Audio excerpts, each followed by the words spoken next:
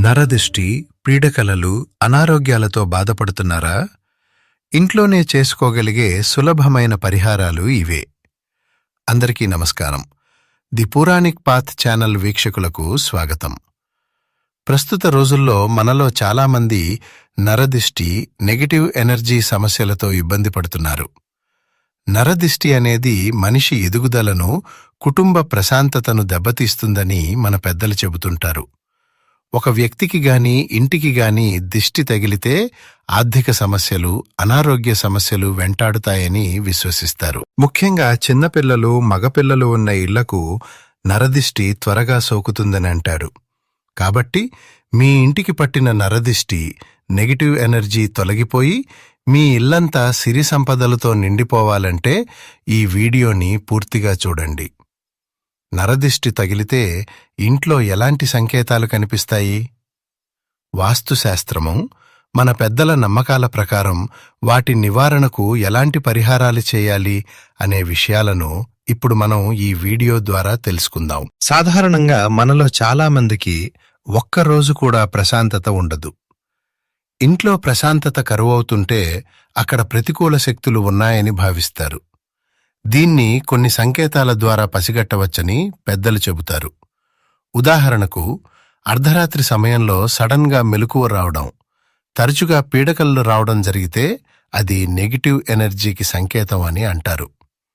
అలాంటప్పుడు మనసులో గోమాతను స్మరించుకుంటే మనసుకు ప్రశాంతత దొరుకుతుంది. అలాగే ఇంట్లో ఎంతో అపురూపంగా పెంచుకునే తులసి మొక్క ఉన్నట్టుండి ఎండిపోతే కుటుంబానికి ఏదో కష్టం రాబోతోందని నమ్ముతారు. వంటగదిలో పాలు మాడిపోవటం, చేతి నుండి పాలు లేదా ఉప్పు పదే పదే కింద పడిపోవటం, దేవుడి పటాలు కింద పడటం లాంటివి జరిగితే లక్ష్మీదేవి వెళ్లిపోవటానికి సంకేతమని కూడా ఒక నమ్మకం ఉంది. ఇలాంటి ప్రతికూల పరిస్థితులు ఎదురవుతున్నప్పుడు ముందుగా ఇల్లు శుభ్రం చేసుకోవటం ద్వారా ఈ శక్తులను పారద్రోలవచ్చని పండితులు సూచిస్తారు. ఇంటిని తుడిచే నీళ్లలో కొద్దిగా కల్లుప్పు వేసి శుభ్రం చేస్తే ఇంటికి ఉన్న దిష్టి దోషాలు పోతాయి. అలాగే ఇల్లంతా బూజు, సాలెగూళ్లు లేకుండా శుభ్రంగా ఉంచుకోవాలి. ఇంట్లోని గాలిని శుద్ధి చేయటానికి ప్రతిరోజు రాత్రి నిద్రపోయే ముందు కర్పూరం, లవంగాలు వెలిగించి ఆ పొగను ఇల్లంతా చూపిస్తే నెగటివ్ ఎనర్జీ నశిస్తుందని విశ్వసిస్తారు. ఇంటిని శుభ్రం చేసిన తర్వాత ఇంట్లోని వ్యక్తుల పట్ల కూడా శ్రద్ధ వహించాలి. ముఖ్యంగా పిల్లలకు దిష్టి త్వరగా తగులుతుంది కాబట్టి వారానికోసారి పిల్లలకు ఉప్పుతో దిష్టి తీయడం ఆనవాయితీ.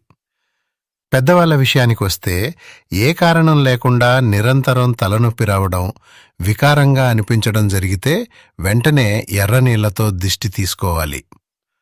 ఆడవారు శుభకార్యాలకు వెళ్లివచ్చిన తర్వాత తప్పనిసరిగా ఉప్పుతో దిష్టి తీయించుకోవాలి. కాలికి నల్లదారం కట్టుకుంటే నెగిటివ్ ఎనర్జీ దరిచేరదని మన పెద్దలు చెబుతారు. బయట నుండి రాగానే కాళ్లు కడుక్కొని ఇంట్లోకి రావాలనే నియమం వెనుక కూడా దిష్టి, క్రిములు ఇంట్లోకి రాకూడదనే ఉద్దేశ్యం దాగి ఉంది. ఇకపోతే మనం బయటికి వెళ్ళినప్పుడు కొన్ని జాగ్రత్తలు తప్పనిసరిగా తీసుకోవాలి. రోడ్డు మీద ఇతరులు దిష్టి తీసి పడేసిన నిమ్మకాయలను తొక్కకూడదని పెద్దలు హెచ్చరిస్తుంటారు. అలా తొక్కితే ఆ నెగిటివ్ ఎనర్జీ మనకు అంటుకుంటుంది. అలాగే తలస్నానం చేశాక రాలిన వెంట్రుకలను ఎక్కడ పడితే అక్కడ పడేయకూడదు. ముక్కు, ముఖం తెలియని వారికి పాత బట్టలను దానం చేయకపోవటమే మంచిది. పక్కింటి వారి దిష్టి తగిలి ఇంటి ఎదుగుదల ఆగిపోయిందనిపిస్తే ఒక కొబ్బరికాయ మీద కర్పూరం వెలిగించి ఇంటికి దిష్టి తీసి పగలగొట్టండి. ఇక మన ఇంటికి ప్రధాన ఆకర్షణ, అలాగే నెగిటివ్ ఎనర్జీ లోపలికి వచ్చే మార్గం ఇంటి గుమ్మం. కాబట్టి గుమ్మం దగ్గర కొన్ని నియమాలు పాటించాలి. మంగళవారం సాయంత్రం ఒక నిమ్మకాయను కోసి పసుపు కుంకుమలు అద్ది గుమ్మానికి రెండు వైపులా పెట్టుకుంటే దిష్టి ప్రభావం తగ్గుతుంది. అమావాస్య రోజున ఇంటి గుమ్మానికి ఒక గుమ్మడికాయను కట్టుకోవడం కూడా మంచిది. అలాగే చాలామంది ఇంటికి దిష్టి తగలకుండా గుమ్మం పైన భయంకరమైన రాక్షసుల బొమ్మలు పెడుతుంటారు. కానీ వాస్తు ప్రకారం అలా పెట్టుకునే కంటే వినాయకుడి పటం పెట్టుకుంటే విఘ్నాలన్నీ తొలగిపోయి శుభం కలుగుతుంది. ఇంటి ద్వారం దగ్గర పాటించాల్సిన మరో ముఖ్యమైన నియమం ముగ్గులు వేయటం.